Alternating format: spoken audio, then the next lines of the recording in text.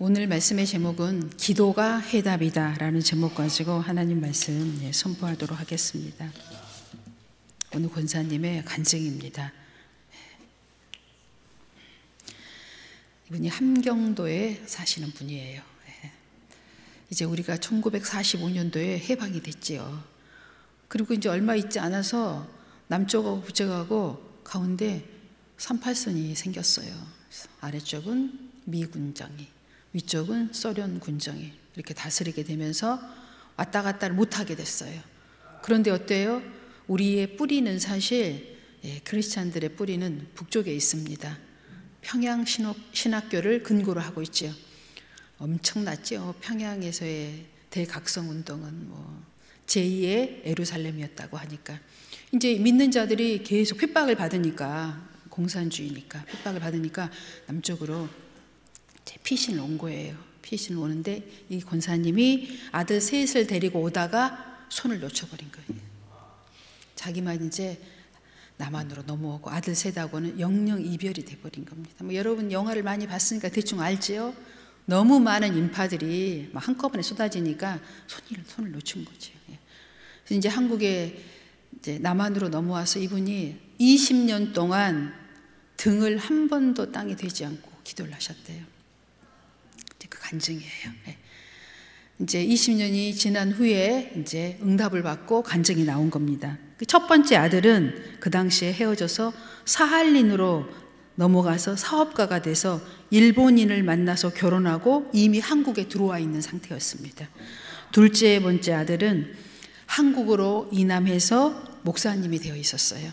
근데 이 세 번째 아들은 북한에서 내려오지 못한 거예요. 북쪽에서. 이제 이 세 번째 아들이 이제 남쪽으로 넘어오는 과정을 간증을 한 거예요. 이 간증이 어마어마하더라고요. 이제 검문소를 통과하는데 출입증을 꺼내야 되는데 출입증을 내놓으라고 하니까 막 찾는 척을 하지만 출입증 없잖아요. 몰래 넘어오니까. 그러니까 이제 출입증을 막 계속 찾는 척 하면서 똥 마렵다. 나 똥 싸러 가야 된다. 그러니까 에이 옆에서 싸라. 바로. 그리고 옷 내리고 바로 싸려고 하니까 아우 저 더러운 놈 빨리 저쪽으로 가라.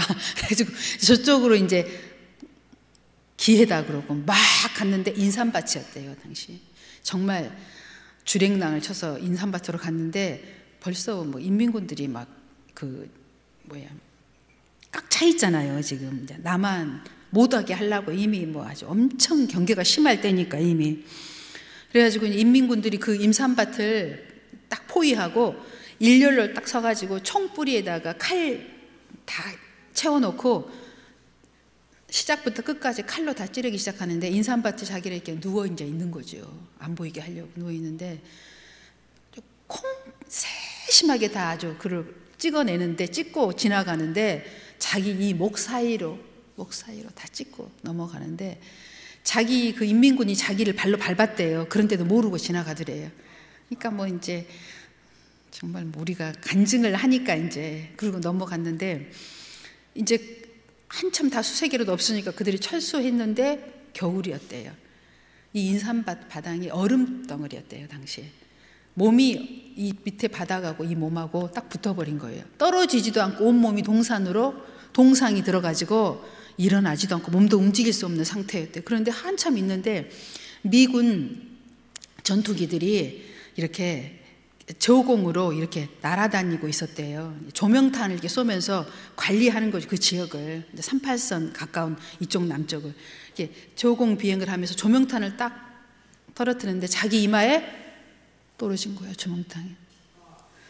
근데 자기가 깜짝 놀라서 악 하고 소리를 쳤는데 그건 실제 상황이 아니라 환상이었던 거예요. 조명탄이 자기 이마에 떨어지면서 불이 자기한테 실제로 임한 거예요. 어때요? 불이 떨어지면 안 되는 거 없지요? 벌떡 일어나서 이제 남쪽으로 건너온 거죠. 이 어머님이 어떤 분이었어요? 20년 동안 등을 땅에다 대지 않고 이 세 아들을 위해서 기도하신 거죠. 기도는 정말 우리가 이런 얘기를 들으면 어때요? 기도는 반드시 응답되는구나.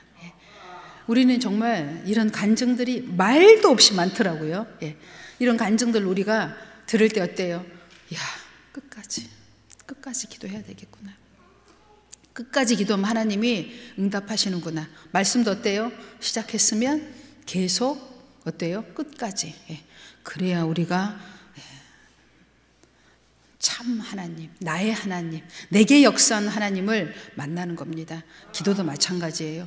남의 하나님, 남에게 역사한 하나님은 의미가 없어요. 금방 이건 조금만 무슨 일이 생겨도 다 넘어지고 쓰러지시요. 의미가 없습니다. 그래서 이 권사님은 20년을 등을 땅에 대지 않고 기도할 때 그 성도들이 뭐라고 했겠어요? 이제 그만하라고. 제발 권사님 누우라고 하면 이 권사님은 변함없이 이렇게 얘기하셨대요. 구하라 주실 것이요. 그리고 권사님 별명이 이름이 뭐예요? 구하라 주실 것이요. 어때요? 여러분도 이런 이름 하나씩 갖고 싶으시죠? 이번에 이런 계기를 통해서 나의 이름은 무엇인가 하나씩 믿음의 이름을 가져보시기 바랍니다. 누가 뭐라고 하면 어때요? 구하라 주실 것이요. 그게 그 권사님의 이름이래요. 그 이후로 누가 어때요? 손도 말도 붙이지 못했겠죠. 구하라 주실 거죠. 실제로 이 권사님이 이런 엄청난 간증을 갖고 계신 거죠. 하나님께 기도하는 그 부모, 그 자녀는 어때요? 반드시 잘 되게 돼 있어요. 하나님이 지켜주시고 보호해 주실 줄로 믿습니다. 간증이 너무 많은데 오늘이 특별히 감사주일이잖아요. 그래서 원래 제가 한 가지만 해야 되는데 하나만 더 하겠습니다. 그리고 뭐 간단하게 오늘 예배를 마치려고 해요. 어느 목사님이 교회를 개척했어요. 근데 이분은 대학교 교수였다가 교수를 이제 명예퇴직하시고 서울에 있는 삼각교회를 하나 개척을 하셨대요. 이제 뭐 교수님이고 하니까 이렇게 사람도 좀 모이고 했겠지요. 학식도 높고 하니까 이렇게 사람들이 좀 모였어요. 이제 모이고 이렇게 나름 이제 목회도 잘하고 계시는데 얼마 안 돼서 교회에 이제 그 상가 5층에서 아파트 앞에 상가 5층에서 개척을 하셨는데 주일학교 학생 2명이 남자애 2명이 싸우다가 한 명이 떨어져 죽은 거예요. 그럼 어떻게 됐겠어요? 교회가 난리가 났죠. 그 엄마는 날마다 교회 와서 울면서 내 아들 살려내라. 말로 할 수가 없었겠지요. 그것도 감당하기 어려운데 한 달 있다가 또 무슨 일이 생겼냐. 학생의 남학생 2명과 또 예수 안 믿는 동네 2명이 오토바이를 타고 가다가 4명이 오토바이 하나에다 4명이 타고 가다가 트럭 밑으로 들어가고 4명이 다 죽었대. 그냥 그 자리에서. 그러니 교회가 어떻게 됐겠어요? 막 아수라장이 됐겠죠. 난리. 어떻게 교회 다니는데 이런 일이 있을 수가 있어요? 이런 일 생기면 안 되죠. 그렇게 생각하잖아요. 그런데 이 교회가 이제 한 달만 있으면 무슨 일이 있냐면 대부흥회를 지금 준비하고 있는 중이었어요. 사경회 부흥회를 준비하고 있었어요. 그래서 이제 목사님은 준비하면서 이제 우리가 성령 충만을 받고 제2의 부흥회 전성기를 맞이할 준비를 하고 있는데 이런 일이 딱 생기고 나니까 목사님도 성도들도 다 이렇게 이럴 수밖에 없어요. 근데 부흥회 날이 다가왔어요. 부흥 강사님이 그 교회를 딱 도착했는데 교회의 문은 굳건히 닫혀 있고 목사님은 보이지도 않고 이 교회가 부흥회를 하는 교회인지 아닌지 알아볼 길이 없더래요. 그래서 목사님께 전화를 했더니 목사님이 주무시다가 일어나셔서 푸시시 힘이 없는 목소리로 목사님께 전화를 받더니 곧 나가겠습니다. 그리고 이제 만나기로 하셔서 식사를 같이 이제 하셨대요. 그러면서 그간에 있었던 이야기를 쫙 해주면서 이런 상태에서 부흥회 못합니다, 목사님. 할 수가 없어요. 그러면서 목사님이 다 죽어가는 목소리로 이제 당시에 그런 얘기를 하더래요. 그래서 그 부흥 강사 목사님이 이렇게 얘기했대요. 목사님이 대학 교수로 계시면서 이제 나이 다 늦지막한 막에 목회를 시작하지 않았습니까? 인생 말년에 시작한 거잖아요. 그러니 하나님의 시험도 어때요? 세고 좀 급하신가 봅니다. 이걸 넘기셔야지. 여기서 무릎을 꿇어버리시면 목사님도 성도들도 어떻게 되겠습니까? 목사님 힘을 내시고 강도 있는 이 시험을 이겨내야 합니다. 역시 부흥 강사 목사님처럼 힘을 줘서 이제 목사님이 그 얘기를 듣고 그렇죠. 제가 평생은 세상 일을 하다가 나이 퇴직을 하고 주의 종이 되어서 이런 시험을 겪는데 이걸 이기지 못하면 내가 여기서 무릎을 꿇는 거잖아요. 자기 딸이 당시에 교회 반주자였대요. 목사님 따님이. 그래서 전화를 했대요. 교인들한테 전화해라. 우리 오늘 저녁에부터 집회한다. 이제 그러고 전화를 다 돌렸더니 6명이 왔더래요. 저녁 집회 시간에. 그리고 이제 집회를 마치고 그 다음 날이 됐는데 누가 왔냐? 초등학교 그 죽은 아들의 엄마가 다 죽어가는 모습으로 힘 한 개도 없이 집회에 참석하셨대요. 아, 저분인가 보다. 눈치로 때려잡았대요. 이제 예배가 부흥회가 다 끝나고 그분 너무 안타깝고 그래서 이제 기도해 주려고 가서 기도를 딱 해주셨대요. 안타까운 마음에 정말 하나님께 간절히 기도를 해줬대요. 입신에 딱 들어간 거야, 이분이. 그날 저녁에 입신에 들어가서 그 다음날 아침 깨어난 거야. 근데 이분이 무슨 일을 체험했냐? 천국에 가서 아들을 만나고 온 거예요. 이 초등학교 건물에서 떨어진 이 아들을 천국에서 만나고 온 거예요. 그리고 이분이 천국에 갔다 온 이야기를 그 다음날 아침에 교인들한테 전도를 하기 시작한 거예요. 나 천국에 갔다 왔다. 내 아들도 만나고 이야기도 하고 오고 천국은 이런 곳이더라. 이제 교회가 어떻게 됐겠어요? 이렇게 침체되어 있던 교회가 술렁술렁술렁 됐겠지요. 그리고 어때요? 그분이 그 두 아들, 학생의 두 아들 엄마에게도 찾아가서 천국을 간증하고 교회 다 나와라. 우리 부흥회에 참석하자. 그래가지고 교회가 제2의 부흥기를 맞이했다고 합니다. 이게 뭘 얘기하는 거예요? 우리가 예수를 믿지만 우리에게는 수없는 어려움은 찾아올 수 있어요. 그럼 거기에 굴복할 것인가? 믿음으로 당당히 맞설 것인가? 이건 우리에게 선택입니다. 목사라 할지라도 장로님이라 할지라도 이런 일 당하면 아무렇지도 않은 것처럼 할 수는 없겠지요. 그러나 우리가 하나님의 말씀을 굳게 잡고 하나님 앞에 나오면 어떻게 돼요? 하나님이 살 길을 열어주신다는 겁니다. 상상도 할 수 없는 일을 하나님이 행하신다는 말씀입니다. 본문 말씀 볼까요? 구하라. 그리하면 너희에게 주실 것이요. 찾으라. 그리하면 찾아낼 것이요. 문을 두드리라. 그리하면 너희에게 열릴 것이니. 아멘. 여러분 기도하십시오. 찾으십시오. 문을 두드리십시오. 하나님 앞에 가까이 나오셔야 돼요. 그냥 어려움 처해 있는 그 모습 그대로 앉아있다고는 그렇게 해서 응답받았다는 이야기는 전 들어본 적이 없어요. 하나님 앞에 나와야 돼요. 어찌 되었든 하나님께 나와서 구해야 합니다. 믿음을 구하고 말씀을 구하고 은혜를 구하고 하나님께 구해야 돼요. 하나님은 반드시 응답하십니다. 우리는 뭐 이런 간증 우리가 뭐 오늘 제가 2개쯤 200개도 더 들었을 거예요. 2000개도 더 들었을 거예요. 여기까지 오시는데 우리 간증을 얘기하는 이유는 뭐예요? 힘내라. 다 하나님께서 믿음으로 나오는 자에게는 하나님이 반드시 응답한다.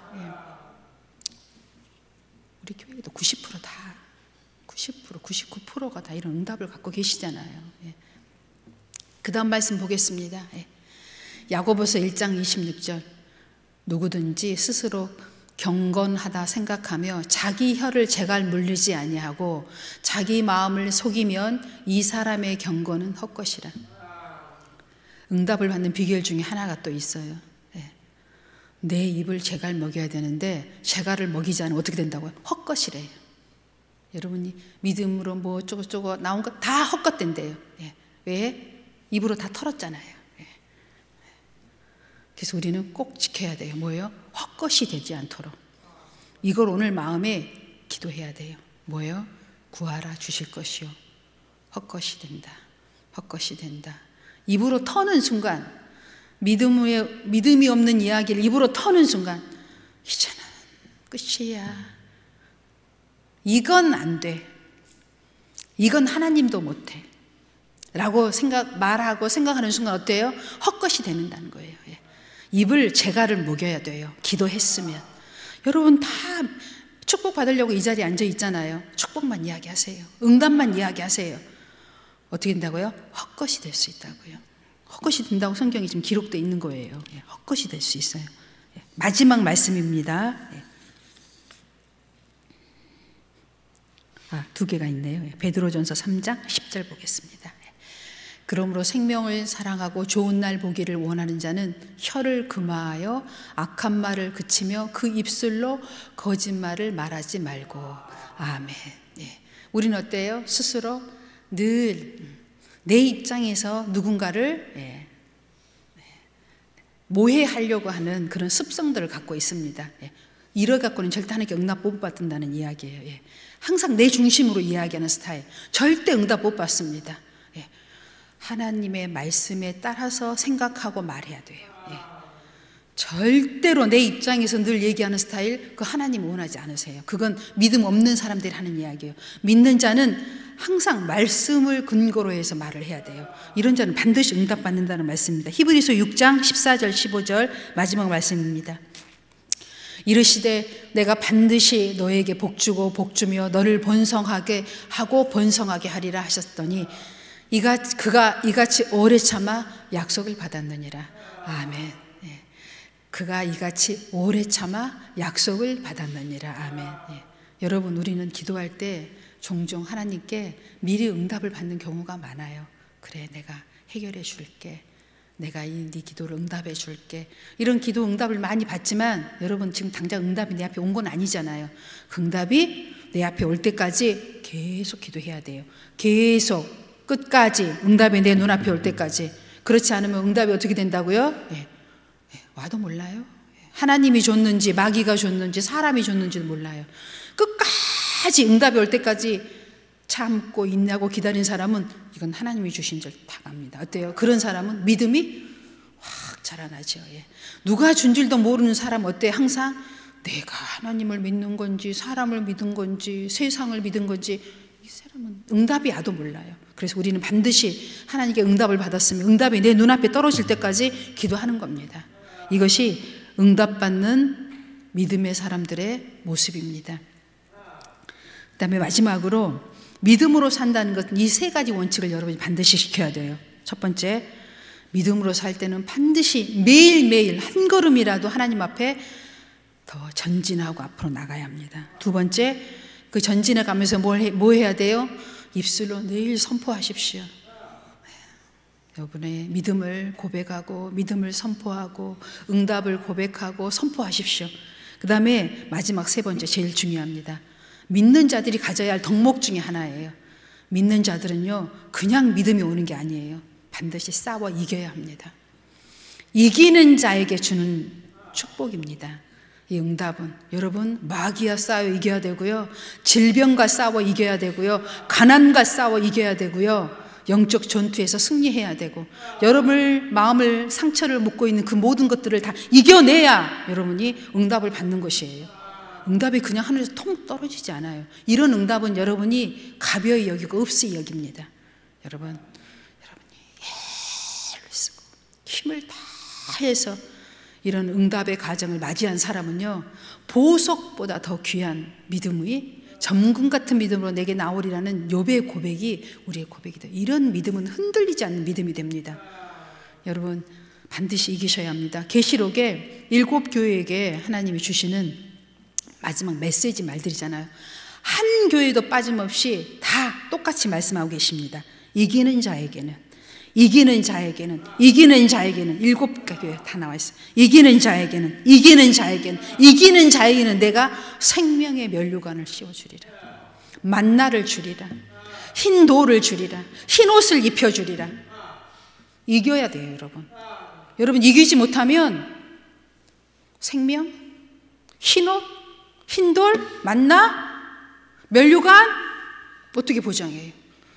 선한 싸움을 싸워서 이기는 자가 되십시오. 영적 전투에서 반드시 이기셔야 합니다. 이기는 자가 받는 축복이에요. 여러분, 믿음의 선한 싸움을 싸우는 여러분 되시기 바랍니다. 기도하겠습니다.